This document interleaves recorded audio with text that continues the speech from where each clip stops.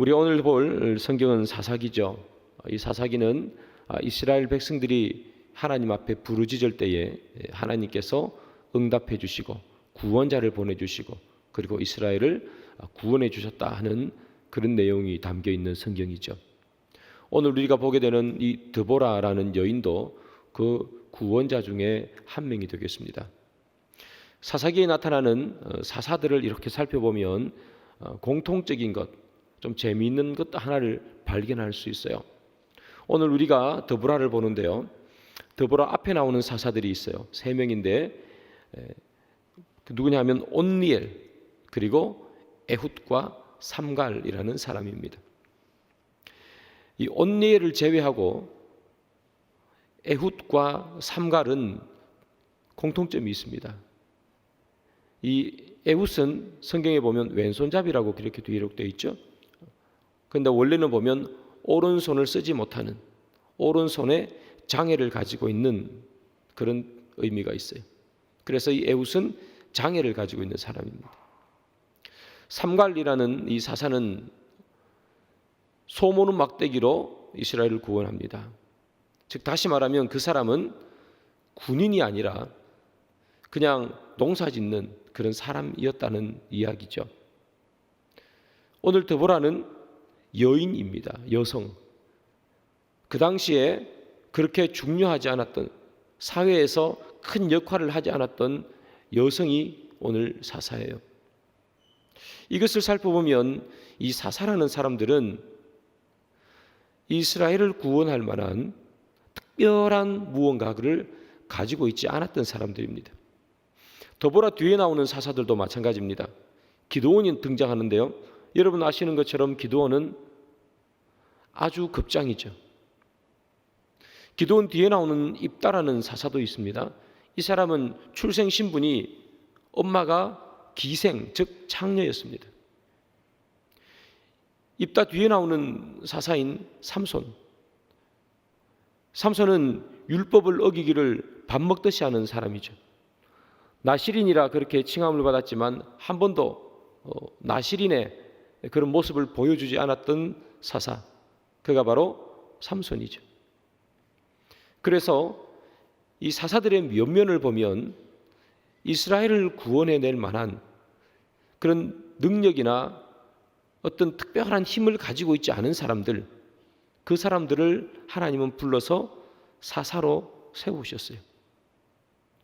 그렇다면 하나님께서 왜 그들을 이스라엘을 구원하는 사사로 세우셨는가? 그들에게 어떤 정신적인 지주만의 역할이 아니라 이 사사는 그들을 압제하는 나라와 싸워서 이겨야 되는 어떤 전투력을 가지고 있어야 되는 사람인데 아무리 바라봐도 그 사람들에게는 어떤 전투력을 기대할 수 없는 사람들인데 하나님께서 왜 그들을 사사라는 직분으로 불러 모으셨는가? 이유는 너무나 간단하죠. 그들이 싸워야 할 대상과 싸우는 사람은 사사들이 아니라 하나님께서 싸우시기 때문입니다. 사사는 왜 필요한가? 우리가 흔히 요즘 쓰는 말로 숟가락 하나 얹는다 하는 표현으로 그저 숟가락 하나만 얹으면 되는 사람들이 필요했기 때문입니다. 하나님께서 사람으로 변장하셔서 다 싸울 수는 없기 때문에 지팡이 같은 그런 사람이 필요했기 때문에 사사들을 불러 세우신 거예요. 그래서 이 사사의 조건은 뭐냐면 외적으로 아주 힘이 있거나 또는 능력이 강력한 사람, 이스라엘 백성들을 한 번에 딱 규합할 만한 어떤 대단한 능력이 있는 사람, 그런 어떤 외적 조건이 필요하지 않았습니다. 사사들에게 하나님께서 요구했던 것은 외적 조건이 아니라 딱 하나인데 그것은 뭐냐면 순종입니다. 나가서 싸우라 할 때 나가서 싸울 수 있는 마음, 이 순종이 필요했던 거죠. 순종이라는 것은 내 마음을 비워서 비워진 그 마음 속에 하나님의 마음을 담는 것을 순종이라 그래요. 그래서 내 마음은 사라지고 하나님의 마음이 내 속에 들어와서 하나님의 말씀대로 움직여지는 것, 이것을 순종이라고 표현하지 않습니까? 그래서 사사에게 필요했던 것은 외적인 능력이 아니라 자기 마음을 비워내고 그 안에 하나님의 말씀을 담을 수 있는 순종하는 마음이 필요했습니다. 그 순종하는 마음만 있으면 기생의 자녀도 이스라엘을 구원하는 사사가 될 수 있고 여성도 사사가 될 수 있다는 거예요. 그래서 하나님께서 원하시는 것은 순종이라는 거예요. 나가면 나가라 하는 순종. 오늘 본문에 보면 이스라엘 백성들이 가나안 왕 야빈이라는 사람에게 압제를 받고 있었습니다. 1년, 2년도 아니고 무려 20년을 압제를 받았습니다. 20년을 통치를 받았으니까 그 사람들의 삶은 황폐해졌을 거고 남아나는 것이 거의 없었을 거예요. 그래서 이들은 너무 괴로워서 부르짖어요, 하나님께. 하나님, 우리 좀 살려주십시오. 가나안 땅 왕 야빈이 너무나 우리를 힘들게 합니다. 그렇게 울부짖었던 거예요. 그 울부짖음에 하나님께서는 그들에게 사사, 구원자를 보내주시는데 그때 이스라엘 백성들에게 영적인 지도자는 바로 여성인 드보라라는 사람입니다. 성경에는 이 드보라를 여선지자라 그렇게 기록하고 있죠. 선지자란 하나님의 말씀을 듣고 그 말씀을 선포하는 사람이 선지자입니다. 이 드보라는 어느 날 하나님의 말씀을 들었습니다. 하나님의 말씀이 뭐냐 하면 내가 너희들의 부르짖음을 듣고 너희들을 구원해 주겠다. 내가 누구를 사용하기를 원하는가 하면 바락이라는 사람을 사용해서 이 가나안 땅 왕인 야빈에게 너희들을 탈출시켜 주겠다. 그렇게 얘기합니다. 그러면서 하나님께서 드보라에게 하시는 말씀은 가서 바락에게 전하라. 바락이 납달리와 스불론 자손 1만 명을 이끌고 다볼산에 가서 거기서 진치고 있으라. 그러면 하나님께서 이 가나안 땅 야빈의 군대 장관인 이 시스라의 군대를 그리로 몰아주어서 승리하게 하겠다. 그렇게 하나님께서 드보라에게 말씀하셨습니다. 자, 여러분, 이 바락이 그 이야기를 듣게 되죠. 바락은 정말 너무나 쉬운 전투를 앞두고 있습니다. 어디에 진을 쳐야 할지, 그리고 진치고 있으면 어떤 일이 벌어질지 하나님께서 이미 다 말씀하셨어요. 그래서 그는 집에서 이제 떨치고 나가서 진만 치고 있으면 승리합니다. 그에게 하나님께서 요구했던 것은 순종입니다. 너는 이제 나가라. 그는 하나님께서 그에게 순종을 요구하신 것이죠. 그야말로 우리는 이런 전쟁을 누워서 떡 먹기라 그렇게 표현합니다. 하나님께서 드보라를 통해서 바락에게 그런 말씀을 하셨는데 바락의 반응을 한번 보겠습니다. 사사기 4장 8절입니다. 바락이 그에게 이르되 만일 당신이 나와 함께 가면 내가 가려니와 만일 당신이 나와 함께 가지 아니하면 나도 가지 아니하겠노라 하니. 여기서 그에게 이르되 할 때 그는 드보라를 말합니다.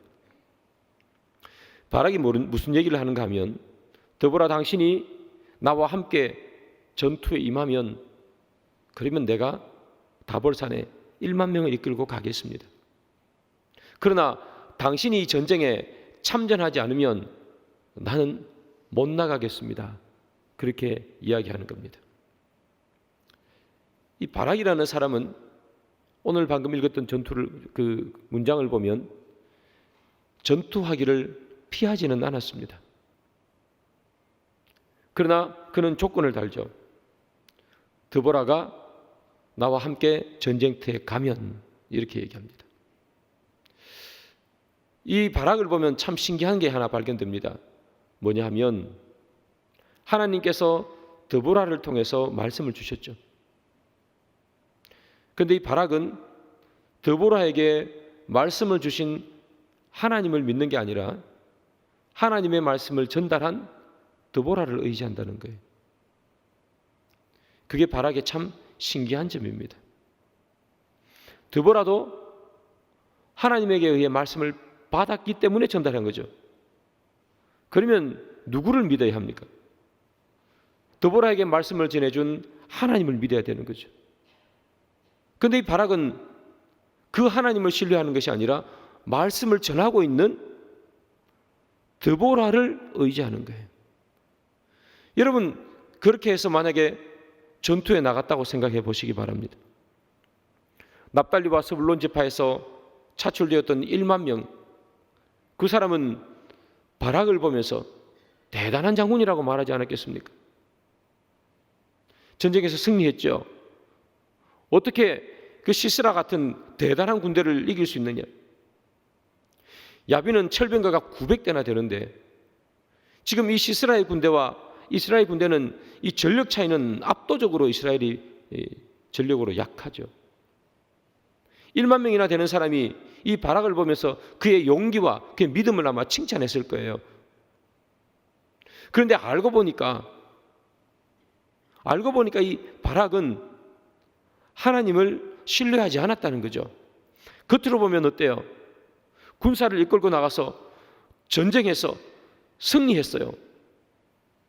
사람들이 보면 야, 바락 믿음이 대단하다.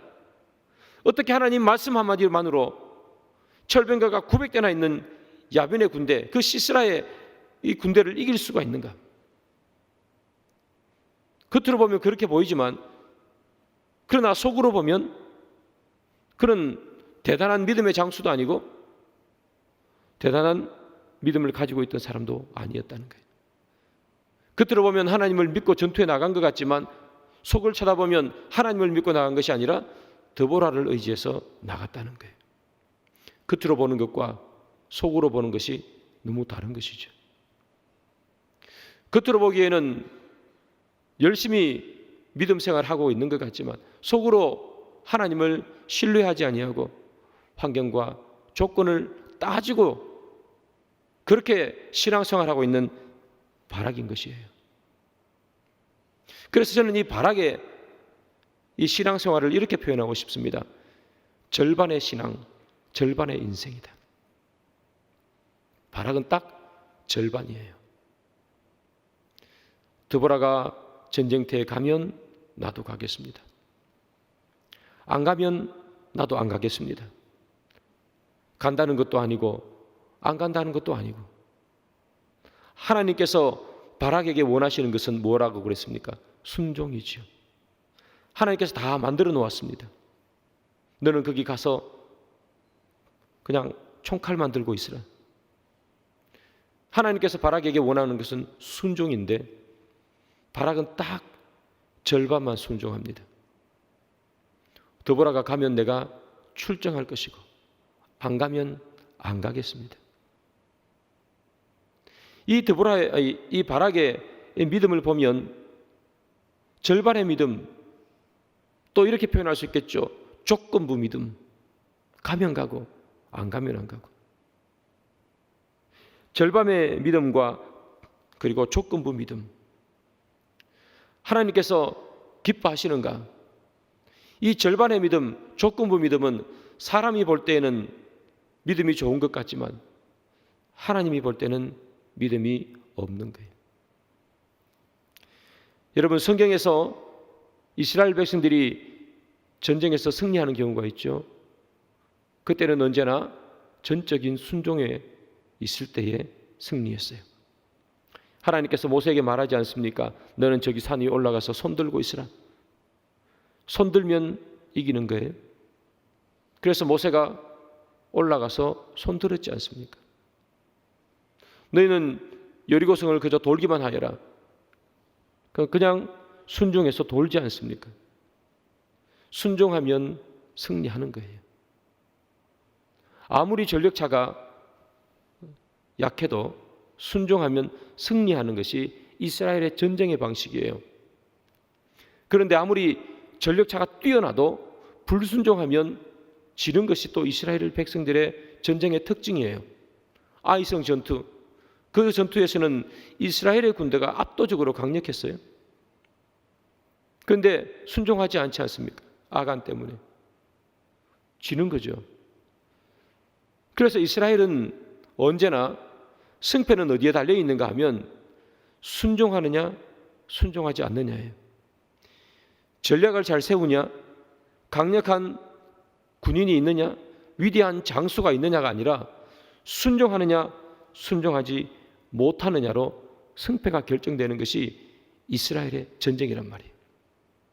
그런데 오늘 본문에 나오는 이 바락은 절반만 순종하는 거예요. 하면 하고 안 되면 안 되고. 하나님께서 나에게 이런 일을 해주시면 내가 충성하겠습니다. 그렇게 우리가 기도하는 우리의 모습과 너무 비슷하죠. 하나님, 내가 지금 조건이 안 되고 하나님, 내가 여건이 안 되기 때문에 내가 여건이 되면 하나님 하겠습니다. 하나님께서 우리에게 말씀을 통해서 감동을 주시고 하나님께서 우리에게 성경을 읽으면서 또 기도 가운데 감동을 주시지만 우리는 늘 하는 이야기가 하나님, 내가 지금 이런 상황 때문에 지금은 좀 힘들 것 같습니다. 절반의 순종. 하나님께서 이런 말씀을 하십니다. 사사기 4장 9절이죠. 이르되 내가 반드시 너와 함께 가리라. 그러나 내가 이번에 가는 길에는 영광을 얻지 못하리라. 드보라가 얘기합니다. 바락, 내가 나와 함께 가면 전쟁에 참여한다고 하니 내가 너와 함께 전쟁에 참여하겠노라. 그러나 그 전쟁에 승리했을 때에 너는 영광을 받지 못할 것이라. 그렇게 말합니다. 절반만 순종하면 전쟁에서는 승리할 수 있지만 영광은 그에게서 사라진다는 거예요. 조건부로 순종하면 일이 되어질 수 있지만 그러나 하나님께서 주시는 영광은 받을 수 없다는 거예요. 사람들은 그들에게 칭송의 박수를 줄 수 있습니다. 그러나 하나님은 칭송의 박수를 쳐주지 않겠다는 거예요. 절반만 순종하면. 바락은 결국에는 1만 명을 이끌고 전투에 가서 그 전투를 승리합니다. 본인은 승리했다고 생각하겠죠. 본인은 내가 1만 명이나 이끄는 군인을 자기가 데리고 가서 싸워서 전투에서 승리한 장군이라, 개선 장군이라 생각할지 모르겠지만 하나님은 그렇게 생각하지 않으신다. 전투에서 승리하고 돌아오는 이 바락을 보면서 사람들은 줄 서서 박수를 쳤을 수 있겠지만 하나님은 그에게 영광을 주지 않으신다는 거죠. 사랑하는 여러분, 절반만 순종하는 것, 조건으로 순종하는 것, 이것은 순종이 아니다. 영광을 얻을 수 없다는 거예요. 이 바락 얼마나 불쌍합니까, 여러분? 힘써서 전투에 나가고 영광은 받지 못하고. 그럴 바에야 처음부터 그냥 전투에 나갔으면 영광을 얻을 수 있지 않았겠어요? 어차피 나가야 되는 전투인데 그냥 나가서 싸웠다면 전쟁에서 승리하고 영광을 얻을 수 있었을 텐데 몸은 몸대로 피곤하고 고생하고 영광은 얻지 못하고. 이스라엘 백성들을 보십시오, 여러분. 우리가 볼 때 이스라엘 백성들은 대단한 백성들처럼 보입니다. 아브라함이 있고 이삭이 있고 야곱이 있고. 우리가 볼 때는 이스라엘 민족이 대단한 민족이지만 다른 사람들이 볼 때 이 이스라엘 백성들은 그저 애굽을 탈출해 나온 종에 불과합니다. 이스라엘 백성들은 애굽에서 400년 동안 종살이했습니다. 400년이라는 어마어마하게 긴 시간 동안 그들은 종이었습니다. 그래서 사람들은 히브리 민족 이렇게 이야기하면 애굽의 종이었다라고 생각합니다. 우리가 흔히 이런 얘기 하잖아요. 네 조상이 누구냐? 그러면 우리 조상 누굽니다 이렇게 얘기하는데 400년을 종살이 했다고 이렇게 얘기하면 마지막에 태어난 아이에게 누가 물어봐요. 너희 부모님, 너희 할아버지, 할머니는 뭐 하던 사람이냐? 이렇게 물어보면 종이었다라고 밖에 어떻게 얘기하겠습니까? 400년을 종살이 했는데. 다른 민족이 볼 때, 우리가 볼 때는 대단한 민족이지만 다른 민족이 볼 때는 그저 애굽에서 종살이 하던 사람들이 집단적으로 애굽을 탈출한 비천한 사람들에 불과합니다. 그 비천한 사람들이, 아무것도 할 수 없었을 것 같은 사람들이 광야를 다니면서 많은 전쟁에서 승리하고, 군사력 한번 제대로 된 군사력도 갖추지 못했던 그 이스라엘 백성들이 가나안에 있는 정예화된 군대를 다 깨어부수고 승리할 수 있었던 가장 큰 이유는 다름이 아니에요. 순종이에요. 눈을 들어 주의 역사를 보라. 2023년 우리 표어 아니겠습니까? 눈을 들어 주의 역사를 보는 것, 어떻게 가능할까? 순종입니다. 절반의 순종이 아닌 전적인 순종. 그때 우리는 눈을 들어 주의 역사를 바라볼 수 있는 것이겠죠. 순종할 때 주의 역사를 볼 수 있다. 그러면 여러분, 순종하려면 무엇이 필요해요? 말씀을 들어야 말씀에 순종할 거 아니겠습니까? 들리지도 않는 말씀에 어떻게 순종하겠어요? 말씀이 있으니 순종하는 것이겠죠. 그렇다면 우리는 순종하려면 뭘부터 해야 됩니까? 말씀을 들어야 하는 거예요. 그래서 어제 첫날에 뭐라고 얘기했습니까? 말씀을 들으라는 거예요. 말씀을 듣지 않으면 신앙생활을 할 수 없습니다. 하나님의 말씀이 내 귀에 들리지 않으면 순종할 수도 없습니다. 그래서 사랑하는 여러분, 주의 역사를 보기 위해서는 우리가 순종해야 되는데, 순종하기 위해서는 하나님의 말씀을 들을 수 있는 귀가 있어야 합니다. 그래서 우리는 예배를 드려야 하는 것이고, 그래서 우리는 말씀을 읽어야 하는 거예요. 말씀을 읽지 못하면 하나님의 말씀이 내 귀에 들리지 않습니다. 말씀을 듣지 못하면 하나님의 말씀이 내 귀에 들리지가 않습니다. 그러면 우리는 하나님 말씀에 순종하지 못합니다. 바락은 누구의 말만 들었습니까? 드보라의 말만 들었습니다. 하나님께서 드보라에게 말씀하셨죠. 바락은 하나님의 음성을 듣지 못합니다. 그러니 하나님에 대해 순종하지도 못합니다. 하나님의 말씀을 들을 때 순종할 수 있는 거예요. 그때 역사를 우리는 볼 수 있는 거겠죠. 여러분, 지금 오늘 본문에 보면 바락은 절반만 순종합니다. 드보라의 말씀을 한번 들어보시기 바랍니다. 사사기 4장 6절이죠. 드보라가 사람을 보내요.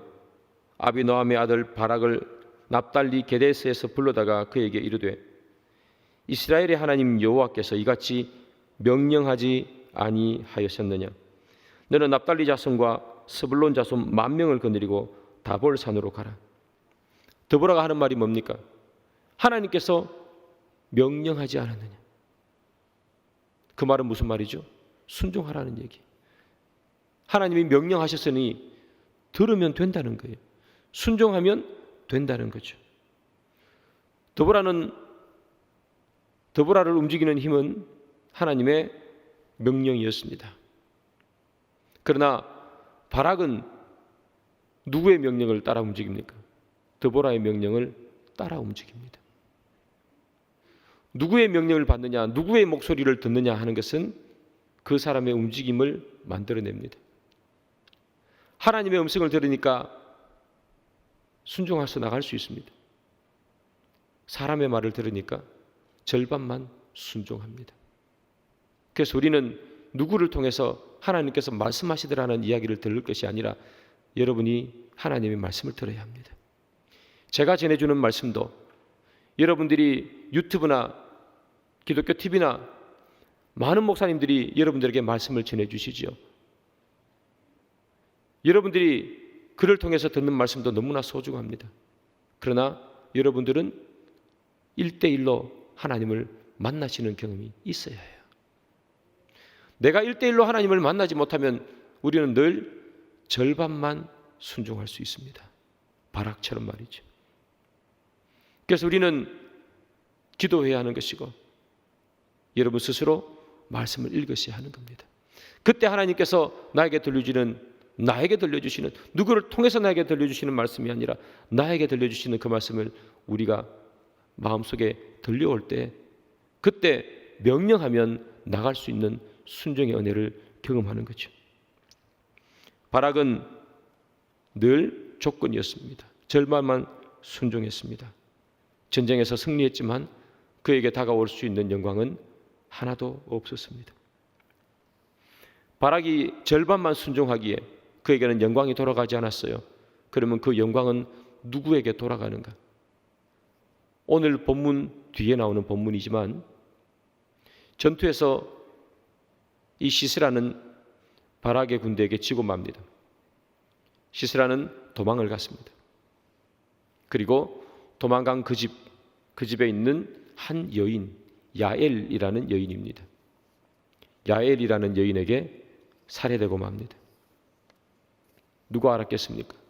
1만 명을 이끌어가는 군대 장수인 바락이 영광을 얻는 것이 아니라 한낱 이름 없는 여인이 대단한 시스라를 죽일지 누가 알았겠습니까?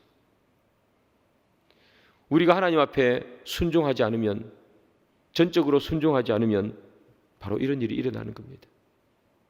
영광을 잃어버리게 되는 것이죠. 우리 교회도 마찬가지입니다. 하나님께 전적으로 순종하지 않으면 영광을 얻을 수가 없는 것이죠. 우리의 삶도 마찬가지인 것 같습니다. 2023년 한 해 여러분들이 기대하고 고대하는 여러분들 개인적으로, 그리고 여러분들 가정에 하나님께서 주실 역사를 기대하고 계십니까? 하나님 올 한 해 동안에는 나에게, 그리고 우리 가정에 주님께서 베풀어 주셔야 할 역사가 있습니다. 사랑하는 여러분, 그 역사를 기대한다면 우리는 전적으로 하나님께 순종해야 합니다. 내 마음을 하나님의 마음을 온전히 내어 주어야 합니다. 여러분들이 말씀을 들을 때에, 여러분들이 말씀을 읽을 때에 하나님께서 여러분들에게 놀라운 영적인 감동을 주시면 그 감동을 따라 움직이셔야 합니다. 그것이 하나님의 음성인 줄 알고, 너는 일어나 떨쳐나가라 하는 하나님의 음성인 줄 알고 움직이셔야 합니다. 그때 영광도, 그때 성취도 있게 되는 것입니다. 말씀의 결론을 맺습니다. 사랑하는 여러분, 바락은 너무나 불쌍한 사람입니다. 고생은 고생대로 하고 영광은 받지 못하고, 순종한 것 같은데 순종하지 않습니다. 전쟁에서 열심히 싸웠는데, 그리고 승리했는데 그에게는 아무것도 남는 것이 없습니다. 우리가 이런 인생을 산다면 얼마나 불쌍한 인생입니까? 이 땅에 와서 열심히 신앙생활하고 열심히 헌신하고 열심히 봉사했는데 하나님께서 너에게 줄 영광이 없다, 그렇게 말씀하시면 얼마나 불쌍한 인생입니까? 차라리 이 땅에서 재밌게 놀기라도 놀았으면. 그러나 그러지도 못하고 헌신하고 수고하고 봉사했는데 하나님께서 너에게 줄 영광이 없다라고 이렇게 말해버리면 우리 인생이 얼마나 허무합니까? 절반만 순종할 때는 그렇다는 거예요. 우리가 절반의 순종이 아닌 온전히 내 마음을 주님 앞에 내어놓는 전적인 순종으로 말미암아 주님께 영광을 받는, 그리고 주의 역사를 경험하는 귀한 저와 여러분 2023년 한 해가 되기를 주님의 이름으로 축복합니다.